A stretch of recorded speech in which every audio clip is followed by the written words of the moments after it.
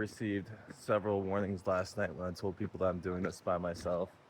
And there's a few concerns. I just realized the days are really short here. I only have 12 hours. And two, apparently a lot of the trails are different than they used to be. I might get lost going up the wrong trail. But I'm giving myself a turnaround time of 1 p.m. So if I don't make it to the top in 7 hours, then I'm turning around. I wasted the first 30 minutes of the day getting up the wrong trail, but there's a beautiful rainbow here. So at least there's a beautiful rainbow.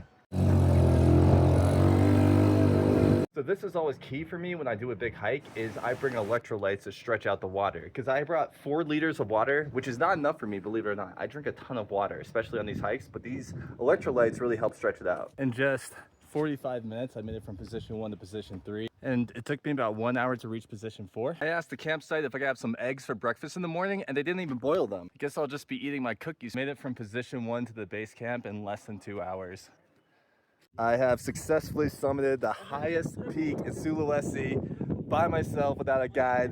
I reached the top in 4 hours. So I'm not going to recommend that everyone do this in one day, only if you're relatively fit. I mean, I made it to the top in 4 hours. I'm decently fit, not like a marathon runner or anything, but locals take 3 days to do it. I made it to the top in 4 hours, guys. I mean, I am kind of fast, but 3 days in a tour to do this, that's just ridiculous. I'd say that the 3 things to keep in mind are 1, that the trails are pretty dodgy, so you should avoid them at nighttime. 2, days are pretty short at the equator. You're only going to have about 12 hours to hike. The other thing to keep in mind is that the first 2 and last 2 kilometers are not easy to find. I got lost on them and I had to ask for help. But the middle 6 kilometers are pretty easy to find, and they're on AllTrails. I would actually say Karangan is a perfect measurement because it's about the same difficulty. So if you did Karangan in 2 days with a guide and you felt like you could have done it in 1, then maybe you can do this in 1 day. And everyone in Sulawesi is going to try their best to convince you to get a guide. 2 reasons. 1, they actually do think that's too dangerous without a guide because the hiking culture is very weak in Asia. Number 2 is, of course, they're going to get commission if they refer you to a guide. If you're a relatively fit hiker and you start at sunrise, it's entirely doable in a day.